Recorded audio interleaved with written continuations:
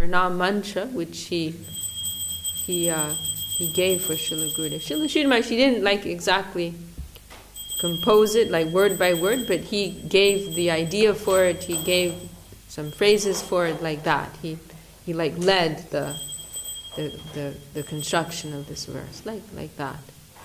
So we have this beautiful verse from our Param Gurudev.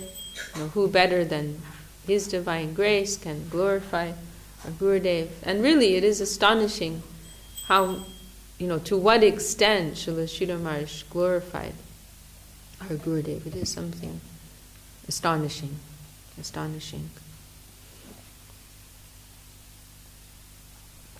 Our Param Gurudev, who has, his certificate from his Gurudev, Srila Bhakti Siddhanta Saraswati Thakur, as the most qualified to continue with the Rupa Nugadara, the current of Srila Rupa Goswami coming from Mahaprabhu. That was handed by Srila Bhakti Siddhanta Saraswati Thakur to our Param Gurudev, and our Param Gurudev, he wholesale handed that to our Gurudev and glorified him to an extraordinary degree.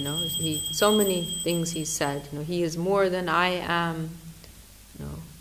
He would tell the members of the Mat sometimes, if I say something and Govinda Maharaj says something else, and you follow what Govinda Maharaj says. To a very extreme degree. He established him as a charja within his own lifetime. He even performed Ritvik on behalf of his own disciple, which is just unheard of. Jai Srila Gurudev, Jai Saraswati Didi Ki Jai. Do you know what Ritvik is? Ritvik is when someone will act as like a, what do you call it in law? That phrase? Oh yeah, you're a lawyer. Proxy. Oh, proxy. So Ritvik is proxy. Like, I think that's what proxy is. Like for example, Tyagi Maharaj, he does Ritvik for Charja Maharaj. Yeah, so proxy is you do something on behalf of someone else. Right, like that, yeah. So the initiation is actually to a Charja Maharaj, but because Charja Maharaj is able to be present there, then Tyagi Maharaj is doing on his behalf, like that. And in our Gurudev's time, many of our sannyasis would do it like on behalf of our Gurudev.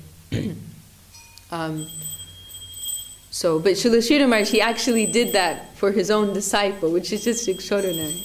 Because in 1985, he made the declaration and he gave sannyas to our Gurudev. Then it was 86, it became official that our Gurudev was the acting acharya, guru of the Mat. And Srila Sridhar Maharaj left the world 2 years later. So it was something unheard of. First of all, because normally it will be after the acharya will leave, then their successor will, continue, pick things up. But he wanted to really firmly establish our Gurudev. So he withdrew from the duties of an acharya 2 years before he left, and he established our Gurudev. And not only that, but there were several occasions when our Gurudev, he wasn't in the temple. He was out, in Calcutta for some work, and some sincere seekers, they came to the temple wanting a connection, but our Gurudev wasn't there, and so Srila Sridhar Maharaj gave Ritvik on behalf of his own disciple, because he'd already given him the position of acharya. He didn't want to override that, and so he did Ritvik. And then our Gurudev, when he came back, he said, Gurudev, he described this, and he said that Srila Sridhar Maharaj told him, I did Ritvik for you, and he said, but I didn't ask for your permission because you're my disciple. Because normally if you're doing Ritvik, and you check with that person, do you agree? You want to take this person as a disciple? Are you happy? It's it's on both sides, the acceptance, right? But he said, because you're my disciple, I made the decision for you. So I didn't ask you beforehand. And he also gave sannyas to our Gurudev. He was the only disciple of his that he gave sannyas to, because he wanted to really firmly establish our Gurudev's position. And there's some custom The only sannyasi. of his own disciple. Srila Sridhar Maharaj gave sannyas to many persons, other disciples of others, but of his own disciples he only gave to our Gurudev. There's some some tradition that the first sannyas disciple of a guru will become his successor. And so he was wanting to give sannyas to our Gurudev for like 30 years, and our Gurudev was always resisting that. And so he wanted him to be his like sannyas disciple, his first sannyas disciple. And so he didn't give to any of his disciples, he only gave to our Gurudev. That was in 85. And then he left a few years after that. And he changed his will many times over the years, his last will and testament. But on that point, he never changed that. Govinda Maharaj, he will be my successor. And he even said, if after I've left he still hasn't taken sannyas, then everybody will wait for 2 years to see if he'll change his mind. And because traditionally in our line, the acting gurus and acharyas, they'll be sannyasis, So he said everyone will wait for 2 years, before someone else will be selected. Give him 2 years to make the decision to take sannyas.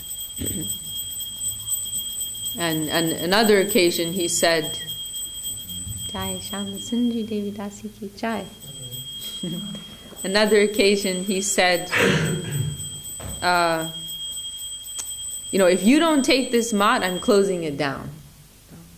I'll give my deities to one of my godbrothers, I think Keshav Maharaj, and we'll just close the mat.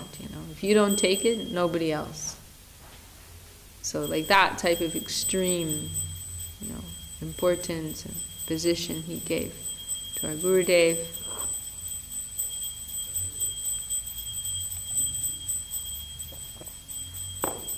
And our Gurudev, he was very reluctant.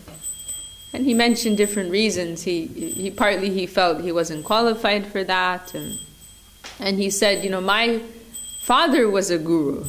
Our Gurudev's father was a guru. He was like, in his region, he was a famous guru and kirtaniya. And he said, so I know what the position of a guru is. It's a heavy position. And he like kind of joked on one occasion saying how, because the word guru, it actually means heavy. That's the literal meaning. And so sometimes we hear this expression, the idea is that the guru is heavy in the truth, the absolute truth. Whereas persons like us, we are lagu, very light, like a feather. So many conceptions and waves are coming, currents, and they're taking us this way, taking us that way. Like when we're at the supermarket, oh, this looks very nice. Oh, look at this over here. This also looks very nice. Oh, look over here. So in the same way, so many worldly conceptions there, taking us this way and that. And we're like weak in our faith and our conception, but the guru is heavy. So sometimes we hear this expression, heavier than the Himalayas, guru, heavier than the Himalayas. And Gurudev, he kind of joked on one occasion saying, guru is heavier than the Himalayas, but the karma of the disciples is even more heavy.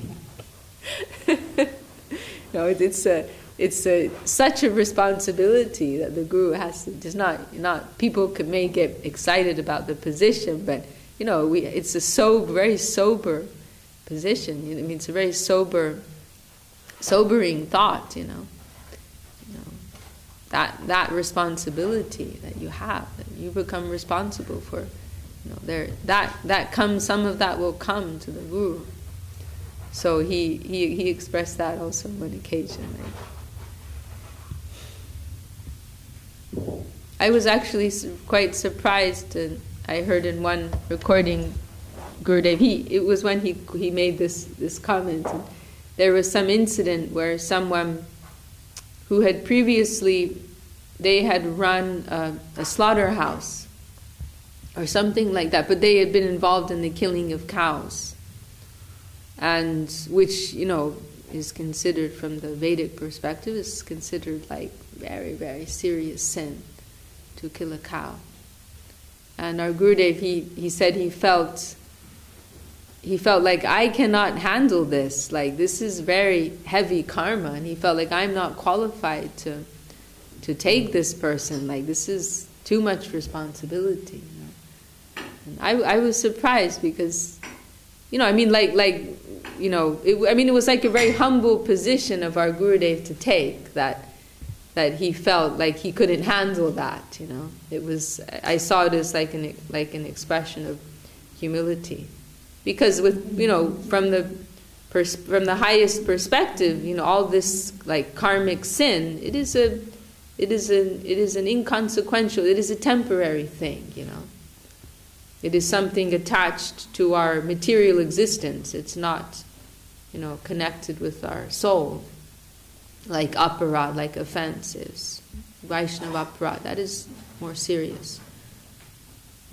So, really, our understanding is like a highest level Vaishnava, they can handle anything. They can purify anything. Like Lord Shiva, he can. Sometimes we hear that example given for very powerful Vaishnavas. They can digest anything, like Lord Shiva could digest the poison that was generated from the ocean of milk. But our Gurudev took this very, and like even we see amongst our own devotees, and we may also feel that type of arrogance sometimes, like, oh, we can do anything because we're doing it for Krishna, right? Anything's okay for Krishna. Many things have happened in that type of spirit, all types of illegal activity, have gone on. We're doing it for Krishna, so it's okay, We need to make money, so it doesn't matter how we do it, we're doing it for Krishna. We won't get any reaction for that. We won't get the karma because we're doing it for Krishna. We see, and we may feel ourselves this type of, arrogance sometimes. That was Gurudev's comment. I'm sure Srila Maharaj, both, they were both very, yeah. Srila Maharaj, Madhusudan Maharaj told me, it was a rule in the Mat that everyone had to leave a minimum of 2 weeks before their visa had expired. I was surprised.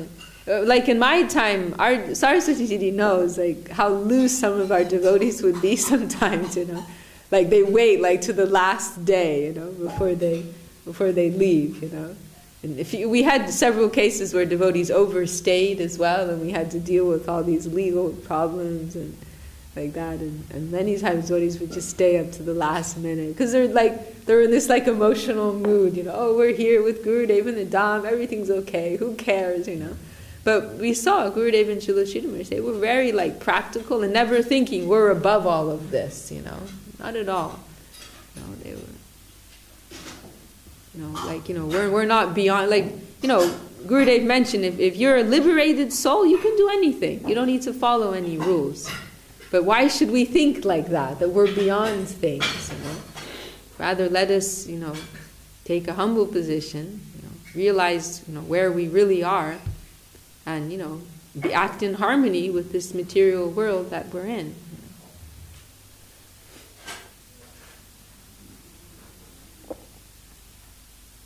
And somebody wanted to make some money it was, as I recall, it was actually to help buy a new temple in London. And they had some means of making money that wasn't exactly legal. And they suggested this to Gurudev, and he said, I cannot digest that, I cannot digest that. I don't know how we got onto all of that.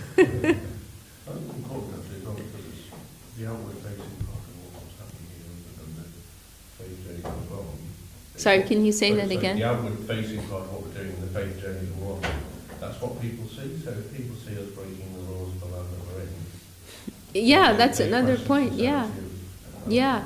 If we're going to be out preaching and doing having on and trying to share the love of this message, and then on the other hand, they see us overstaying on visas and not paying on taxes. Yeah.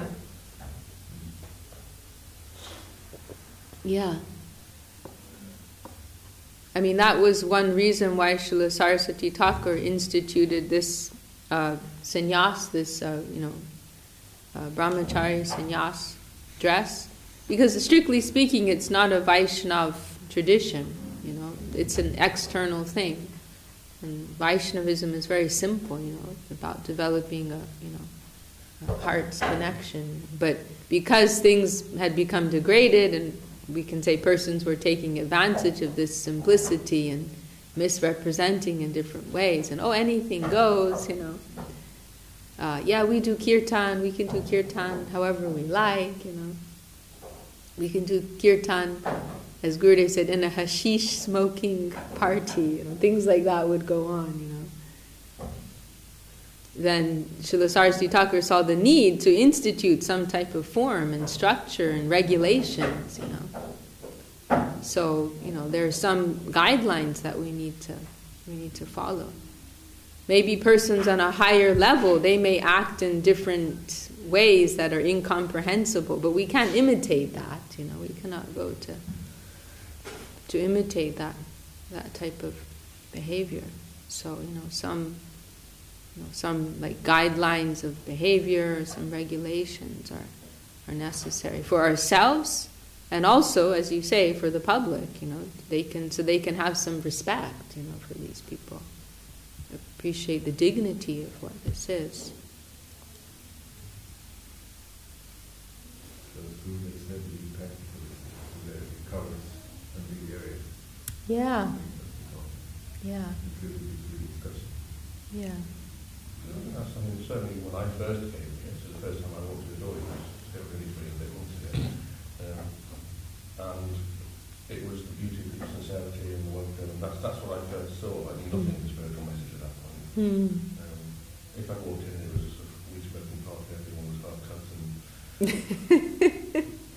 I might have wanted to stay. Yeah.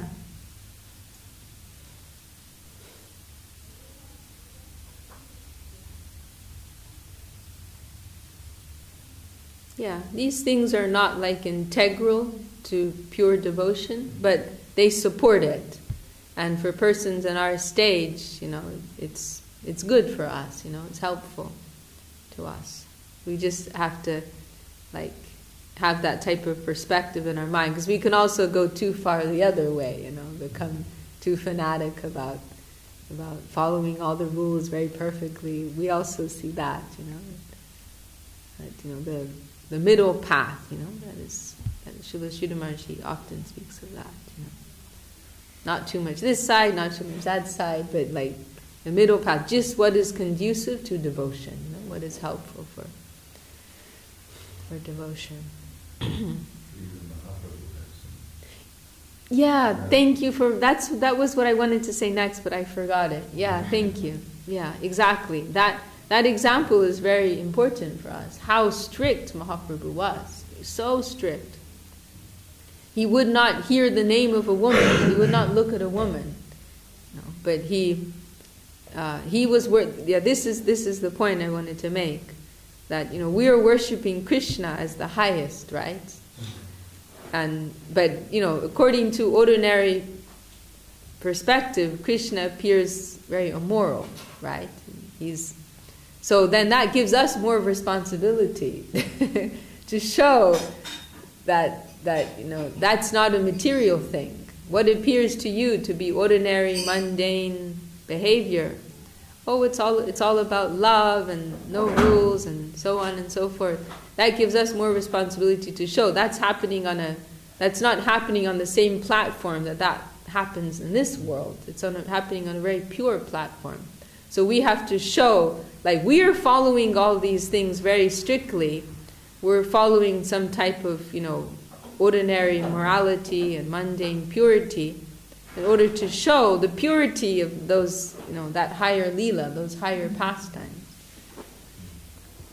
So you see, Mahaprabhu was so strict, and it's something that was striking to people and is striking to people, that Mahaprabhu, he was. He wouldn't sleep on a proper mattress. He would sleep on like a mat on the ground. Very, very austere life. He very strictly followed the the lifestyle of a sannyasi that was expected at the time. But he was worshipping Krishna of Vrindavan, So then that gives you some idea, this isn't just some ordinary thing, we have to pay attention, That was something Srila Bhaktivinoda Thakur spoke of that really struck him, like this type of contrast,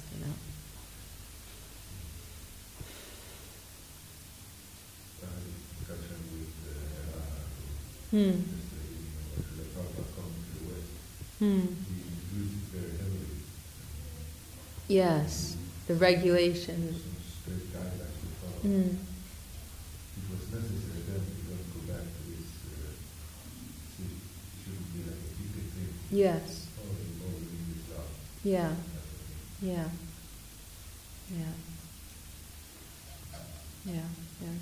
Yeah, we see different stages, right? Srila Swami Maharaj Prabhupada, he instituted this very strict practice and on the formal level.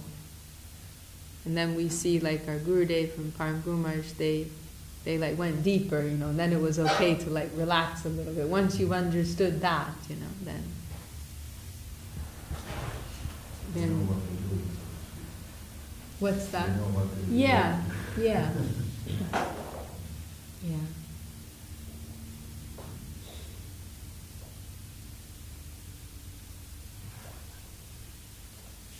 Okay, well, I can't remember how we got onto that.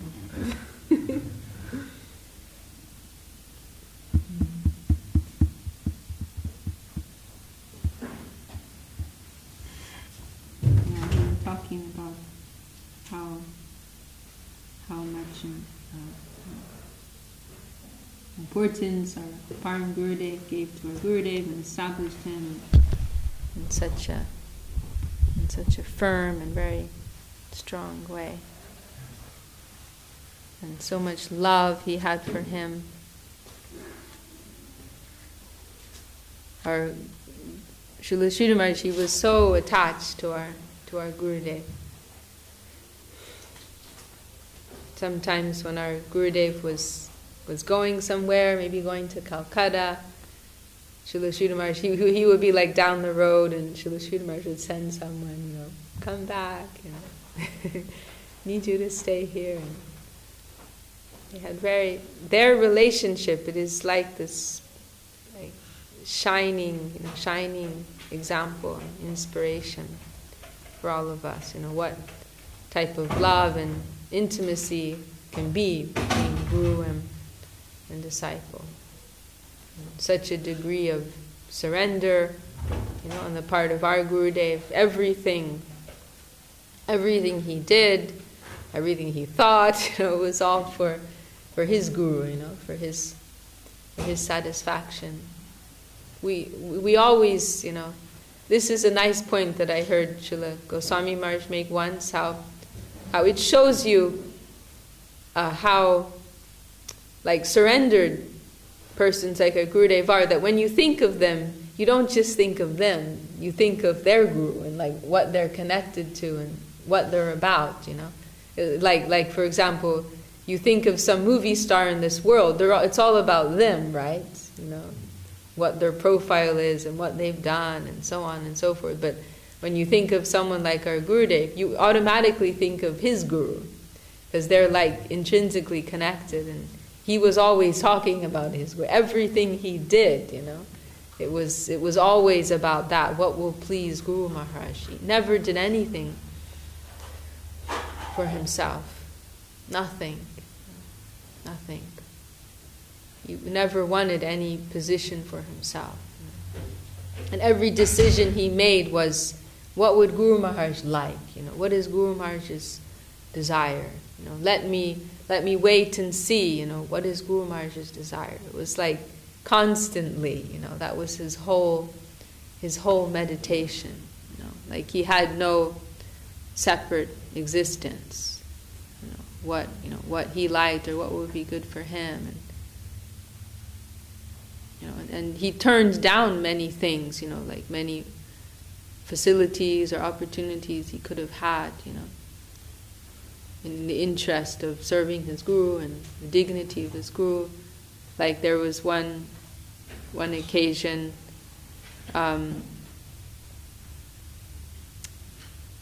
there was some type of scheme, local scheme with the government in Bengal. They would give some. They were helping with publishing. If they like approved of what you were trying to do, then they would fund you, the government. And it was actually one of Srila Sridhar Maharaj's, our Gurudev, because he took on the responsibility of publishing for the Math. And it was actually one of Srila Sridhar Maharaj's godbrothers. He told our Gurudev, you're going to all this trouble like trying to get money for this publishing you want to do. But there's this like scheme with the local government. They'll fund you. They'll sponsor everything. You just have to send them like some sample of what it is you want to print. But our Gurudev, he never did that. And he said, "Who are they to review Guru Maharaj's books?" Like they're going to read his books and decide. Like they'll be in a position to decide whether it's suitable or not, whether it's good or not. They have no right, they have no position to do that, I would rather, work to collect that money and then submit it to them, like they're some kind of an authority, He was always like that.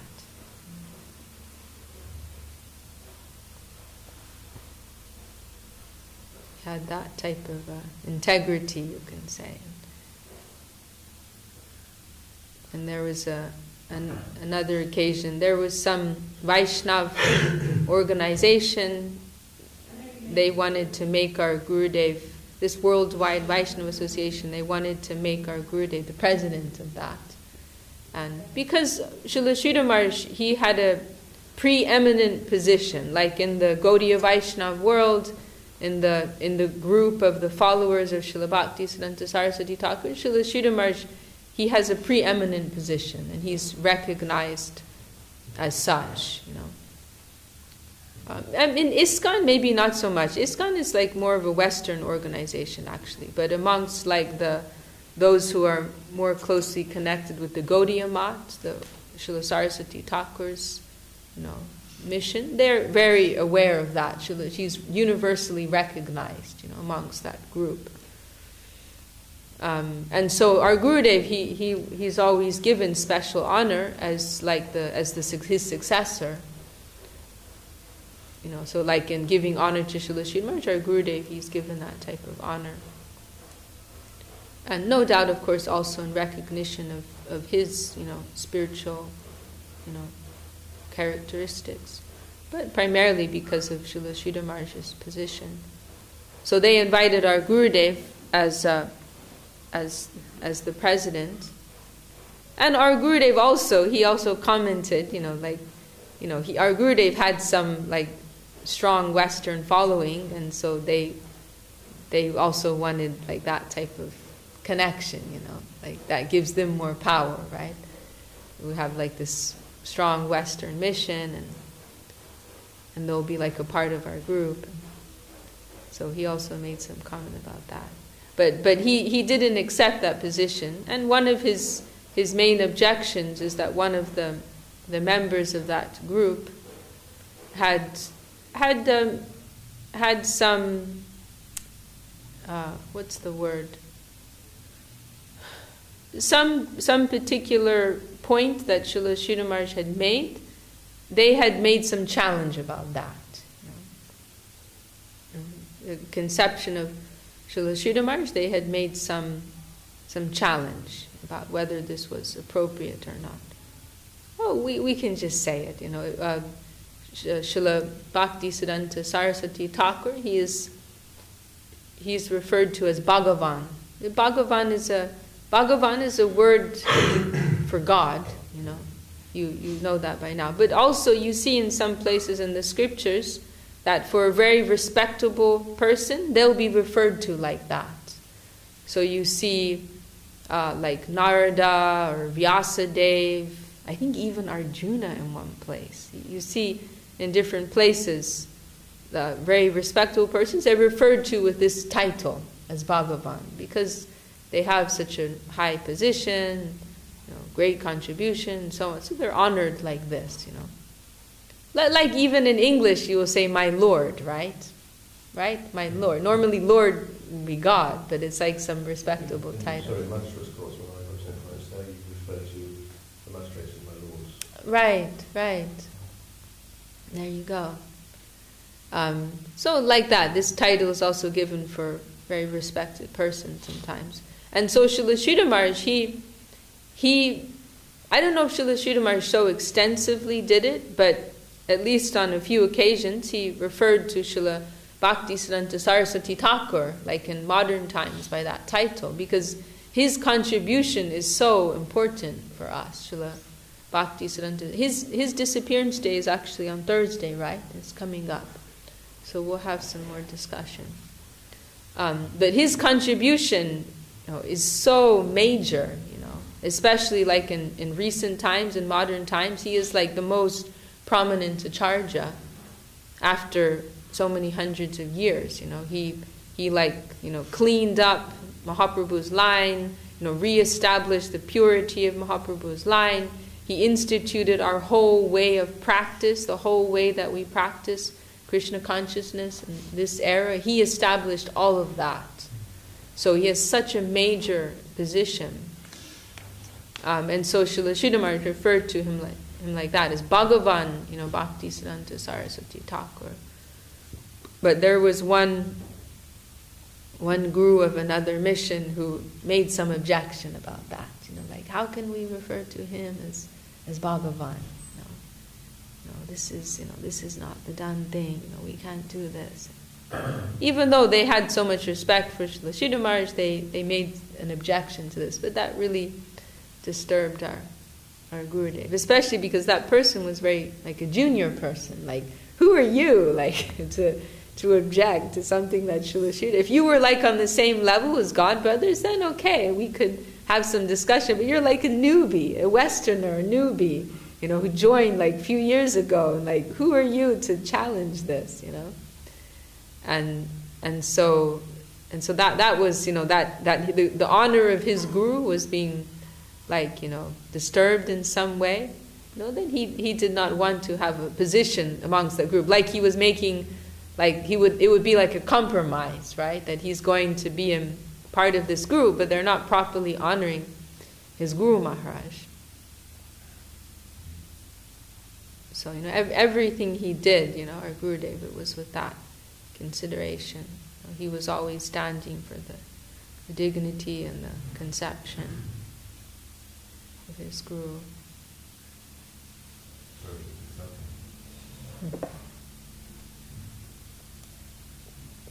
Sorry, perfect example of a disciple, you're saying? Yes. Yes. The true disciple is always living in that relativity of his Guru Maharaj. Sometimes, and every decision he made, it was always, what does Guru Maharaj want? Sometimes, and they had this living relationship. Sometimes Gurudev would say, I will have to consult with Guru Maharaj. He would say like that, I have to ask him, I have to consult with him. And on one occasion I saw he had some decision to make, but he waited for, he was always very cautious, our Gurudev, when it came to making decisions. Once he made a decision, that was it. He wouldn't go back. He wouldn't be like flickering. But before, he was always very cautious, and because as he expressed, I want to be sure it is Guru Maharaj's desire. So he would wait for confirmations from the environment that this is the way, this is his desire. And then he would proceed. It was never about his own idea, and he always respected the way that Srila Sridhar Maharaj did things. Like in the way Srila Sridhar Maharaj, he had such a particular nature, and he liked to do things just as he liked, And so our mat, Devashishu was mentioning this the other day, our mat in Navadvip, it was registered as a private property. And you have to pay, like so much tax for that, right? And it could have been made a public institution, then they wouldn't have to pay that. But then you would have some obligation with the government, right? You know, maybe they want to use something there for themselves. And so Srila Sridhar Maharaj, he always wanted it to be kept private, you know. And so our Gurudev, he always kept that in other places our Gurudev would do it differently, you know, because it was more practical. But like how his Guru liked it, and now he never changed that, you know. And Srila Sridhar Maharaj was very traditional, you know, like for example in the kitchen, Westerners weren't allowed to enter in their kitchen in Navadvip. And because, you know, especially like in those early days when Westerners were coming, they were in the 80s, they were very new, and so, you know, he would be concerned about their, you know, there's so many, like, you know, considerations of cleanliness, and so Westerners weren't allowed in the kitchen. And that, up until the time I was there, that rule was always maintained. Even though by then, you know, really the Westerners, they were more like, you know, they were more trained, and, you know, but that, you know, we saw there were different things that in Navadvip it was always maintained, it was always respected, like what was Srila Sridhar Maharaj's standard. But in other temples it was much more free. In India, even, in other temples in India. Also in the kirtan, Srila Sridhar Maharaj was so strict, he didn't allow ladies to sing at all, even like responding. So they wouldn't respond in the kirtan, because it was like, especially in his time, it was primarily it was a brahmacharya ashram for men, you know, and so it would be disturbing for them to have ladies singing, especially in Indian culture. There's this type of separation. In Western culture, everything's more loose, and from a young age, you know, men and women are more accustomed to mixing more freely, you know. But like in the traditional culture in India, there's more separation. So it would be like more disturbing for them. Like our Gurudev, he described how there are all these like very fine, like, you know, lines of codes of conduct. Like our Gurudev said how, let me think, how the older brother will never look at the wife of his younger brother. They won't look at each other in the face. And our Gurudev described some situation like that. It was, maybe it was his father's brother, when he was like visiting, or maybe they all lived together, he would not look at the wife of his younger brother. And he would wear these particular type of shoes so you could hear when he was coming. And when he was coming, she would cover her face, you know, so she never saw the face of her brother-in-law. What's that? Maybe, yeah. So I mean, like that, you know, the culture is like that. I mean, it's inconceivable nowadays, you know. Yeah, I think so, yeah. So, you know, that type of environment, you know. So Srila Sridhar Maharaj, he didn't allow ladies to sing. And still we saw, I mean, like when I was there, it wasn't that strict, you know. But the ladies would never leave in Navadvip, in our Navadvip temple, like in respect of Srila Sridhar Maharaj. In other temples in India, I even heard in maybe Govardhan or something, our Gurudev, he asked one lady to play the mridanga, one Western lady, you know. And in other temples also I saw ladies, they'll sometimes lead kirtan. But in Navadvip, that, like in remembrance of Srila Sridhar Maharaj, that type of standard, it was always maintained. So our Gurudev was always like that, you know. Doing things according to his wish, his desire. It's such it's so inspiring, you know. Like, I mean, as you say, like he showed an example. It's a comment of Shuddha Shava Prabhu's that I appreciate very much, that Gurudev, he showed the example of a perfect disciple, you know, in a very outstanding way. Because like in the case of, in a very like clear way, because like in the case of by comparison, Srila Sridhar Maharaj and also Srila Prabhupada Swami Maharaj, when you think of them, you think of like an example of a guru, right? They are very great examples of what you would think a guru is. You know, Srila Swami Maharaj Prabhupada spreading Krishna consciousness all over the world, and Srila Sridhar Maharaj with his like deep Siddhanta. But our Gurudev, like he showed, like from a young age, he came as a boy, 17 years old, and surrendered his life, you know, from that young age, and they had this very close relationship.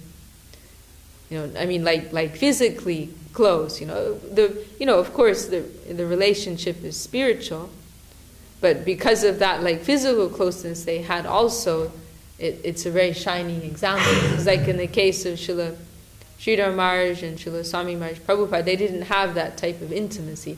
Of course, we understand they had the closest relationship with their guru because of the spiritual connection compared to like other god brothers who had more physical intimacy. But our Gurudev, he also had that like intimacy with his guru. So it's like an unparalleled example and inspiration. You know, like, you know, point by point, like seeing how our Gurudev demonstrated the example of how to surrender, how to be a disciple. You know, it's like a wonderful leela illustrating that. You know, when our Gurudev like came to join the mat at that young age, then the first question Srila Sridhar Maharaj asks him, "Can you follow me and not your mind?" You know, this is very profound. You know, this is the whole foundation of spiritual life. Can you follow me and not your mind? You know, that was his first question. You follow what I say and don't follow what your mind tells you. Can you do that? To set aside your whole way of viewing the environment and calculating and making decisions. Set all of that aside and just accept this higher instruction that's coming from a higher plane. This is surrender. This is what surrender is. So that was like the first question that Srila Sridhar Maharaj asked him.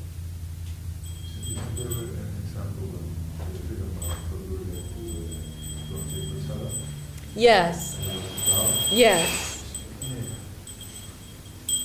And Sridhar Maharaj said to Gurudev, so you were hesitating. Correct, right? Oh, what happened? What happened was, it was like a few days later. Gurudev described this as his first examination. That Srila Sridhar Maharaj's veranda was like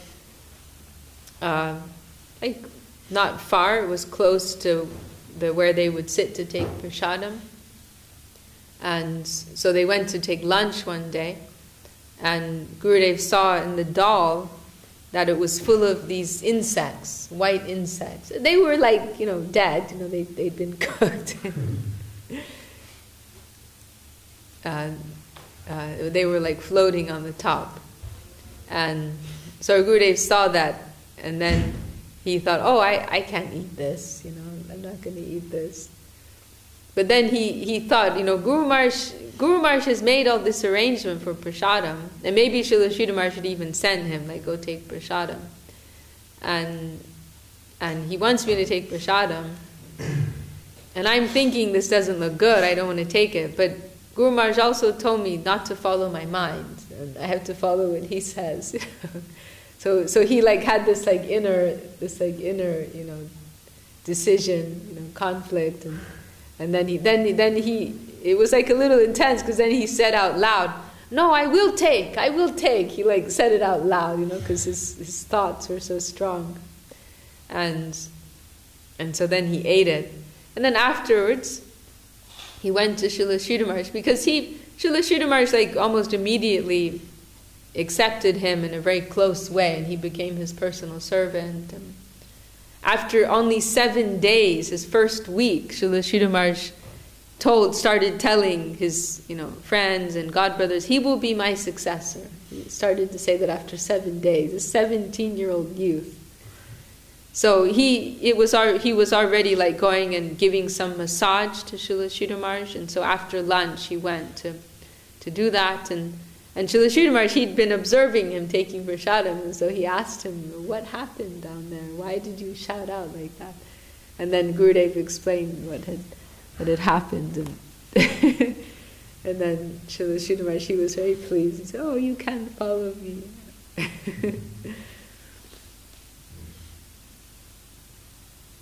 Yeah, he described it as his first examination. And Srila Sridhar Maharaj personally trained him.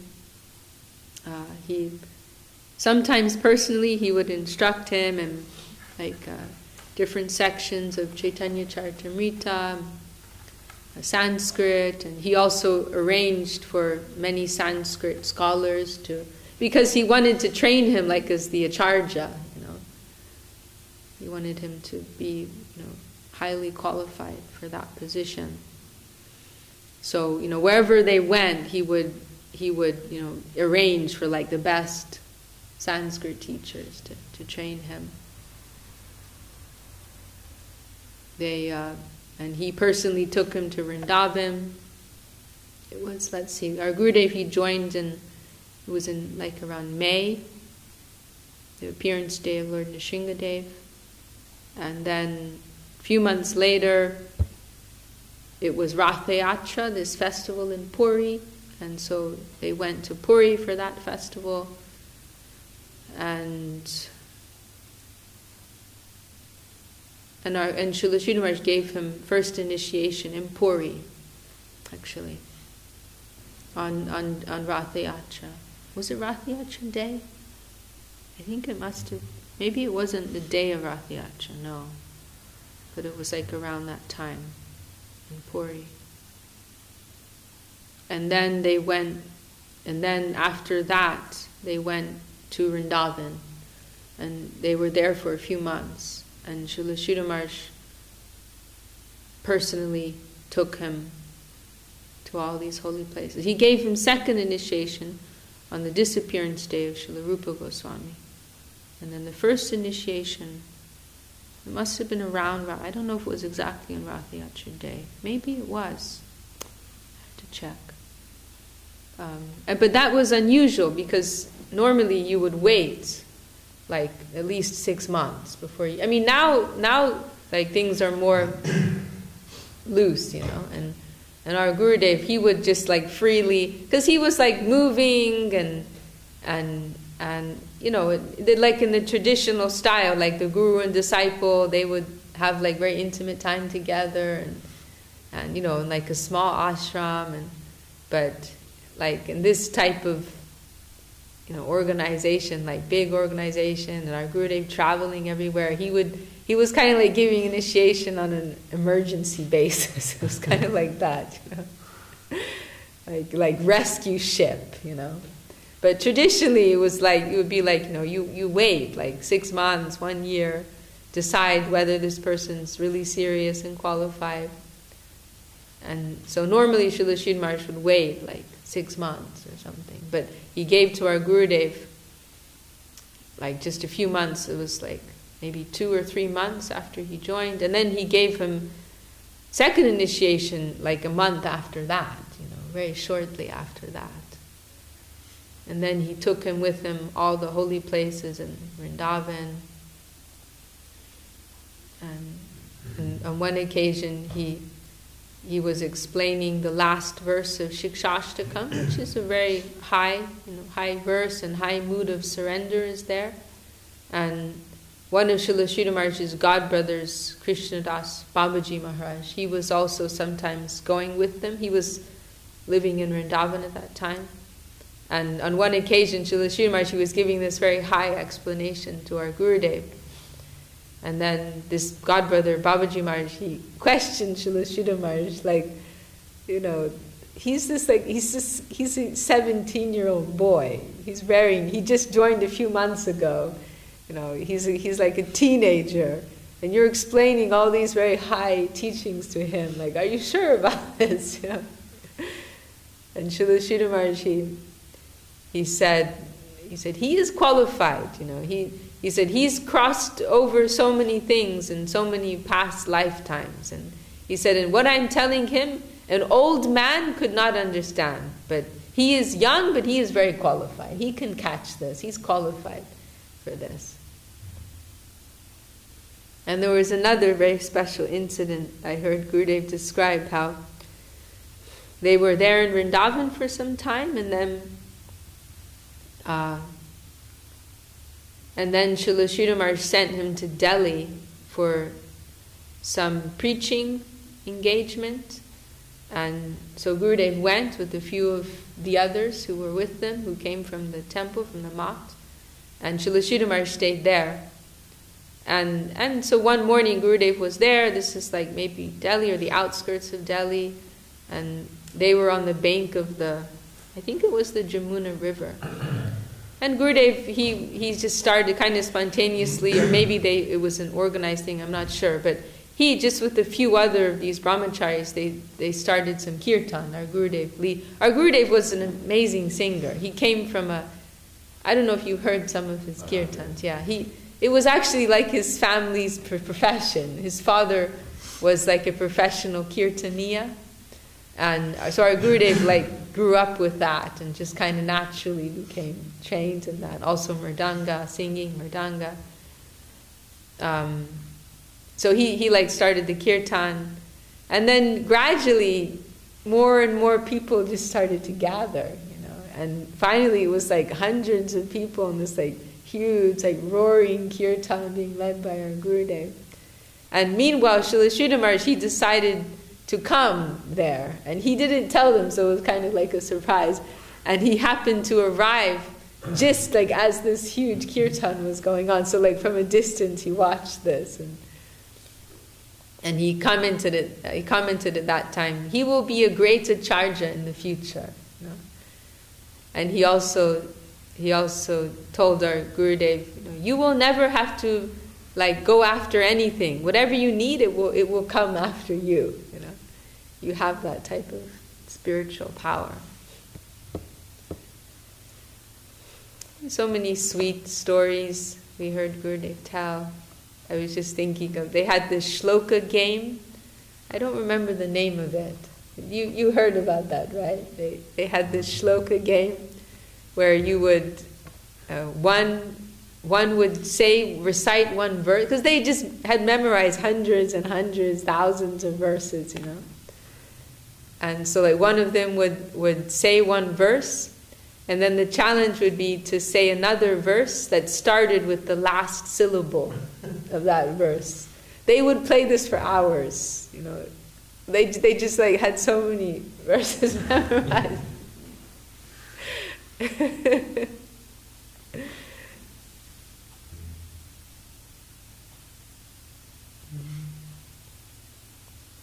And very sweet. You know, when there's that type of intimacy, like the boundary of a superior and a junior, it kind of just becomes very hazy, you know. Like you see with very close, maybe a mother and a daughter, you see sometimes, you know, the daughter may tell her mother what to do or make fun of her mother, right? There's still that respect there. I'm sure everybody has some experience like that. There's still that respect there, but because there's such deep affection, there's this looseness, right? And so our Gurudev, they had that type of relationship also. It was so intimate.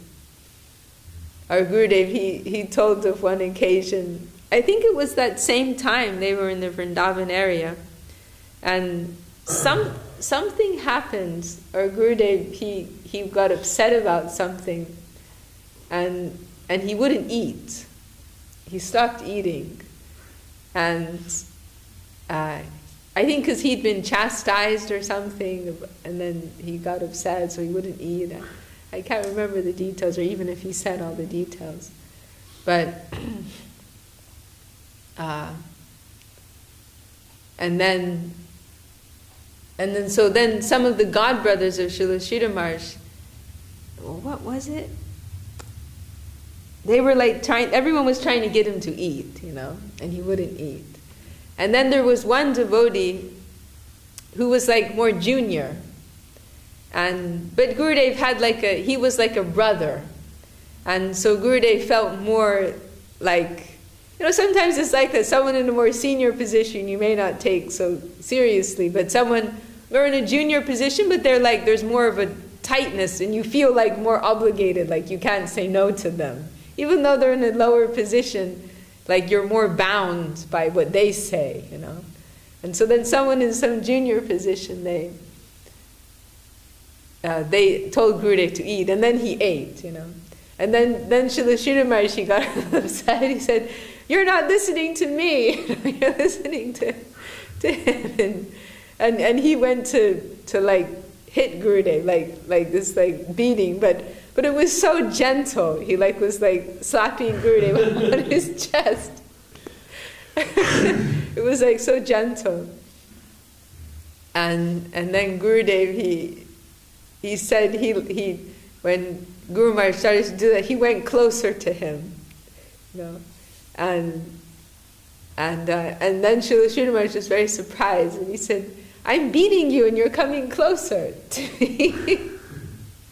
and Gurudev, he said, because you don't know how to beat, and if I'm closer to you, maybe it will be easier for you to beat. Because our Gurudev knew what beating was. He went to this school. And the school teacher was very heavy, and almost every day he would get beaten, And so he knew what beating was. And maybe his mother also would beat him. And so he said, "You don't know how to beat. If you're going to beat someone, you hold them with one hand and you hit them with the other hand, So I'm coming closer, so it's a little easier for you. And also it's good, if you're angry with me, then you can get all your anger out, just get it out, So I'm trying to help you. They had these very sweet exchanges, very, very close. And Srila Maharaj, he would ask him for advice, and our Gurudev was his doctor in his final days, and he made this pronouncement, only because our Gurudev, he was trained in homeopathy, he was very expert. Very expert. He could give, even with very minimal description of the symptoms, he would select, and homeopathy, I don't know how much you know, but it's such a fine science, because it's not only the remedy, but the exact potency. Very, very subtle. But our Gurudev was, and I know of at least 2 occasions. One is Tridandi Maharaj. He had some terrible, he became practically paralyzed with some back pain. Tridandi Maharaj, yeah. And couldn't move that bad. And our Gurudev heard second-hand the description of his symptoms, and he sent the remedy. And Tridandi Maharaj said, practically instantly when he took that, he recovered. He was super expert. And so at one point, Srila Maharaj, he made this pronouncement, only Govinda Maharaj will treat me, I won't take from anyone else. He describes one very beautiful incident when Srila Maharaj he would get these terrible headaches, Srila Maharaj. And there was one occasion, our Gurudev was in Calcutta, and he heard, by phone, how sick he was, and Srila Maharaj was saying, you have to come back, and our Gurudev was thinking, meditating, what is the remedy?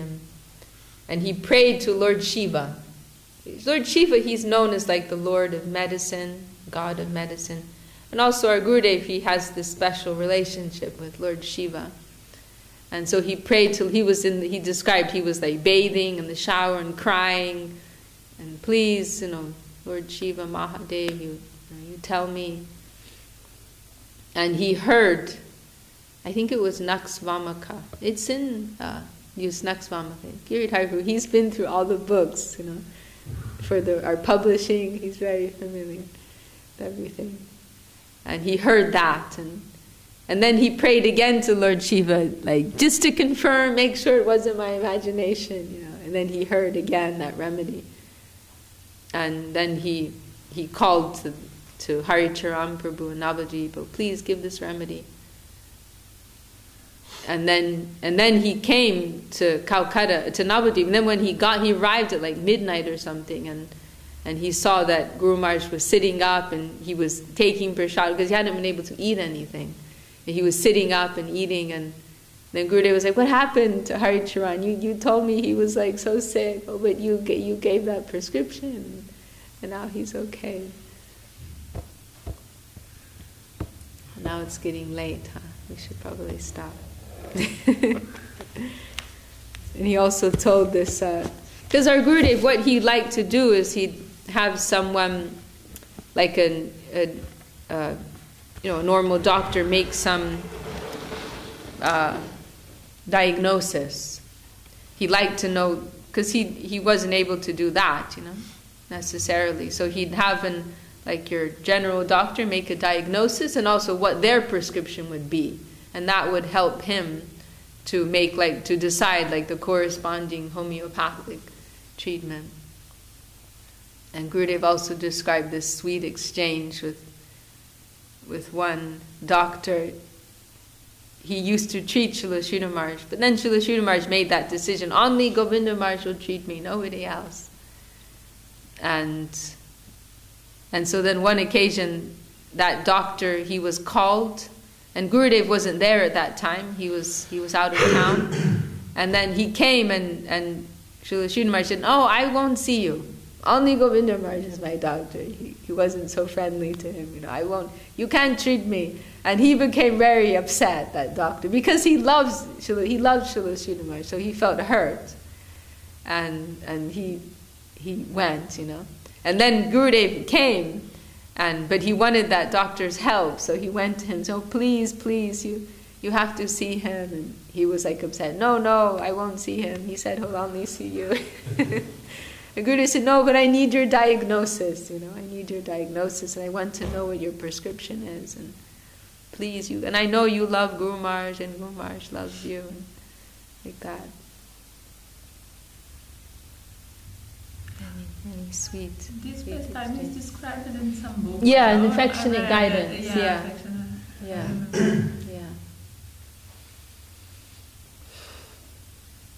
Okay, well, we better stop because it's getting late.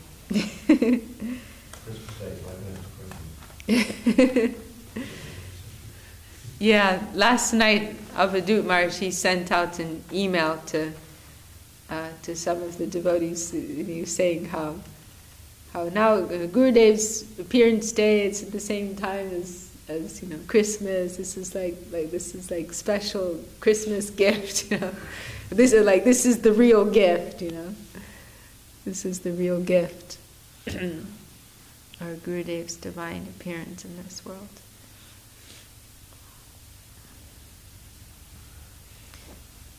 Jaya Vishnupad Paramhamsa Parivajakacharya Varya Ashtotar Shatashishu Bhakti Sundar Indadev Goswami Maharaj Ki Jai.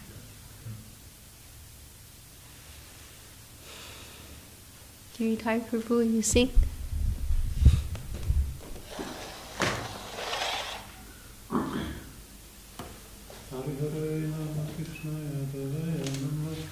Hare Hare Name Krishna Yadavaya Namaha Yadavaya Madhavaya Keshavaya Namaha Gopala Govinda Sri Madhushadana Giridhari Govinda Pamadana Moana Sri Chaitanya Nityananda Sri Advaita Chandra Gadadhara Sri Vishadi Gaura Bhakta Vrinda Jaya Rupa Samatara Matara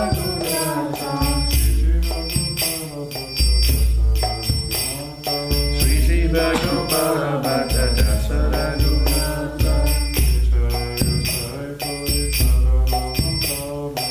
Enjoy Gosai Gori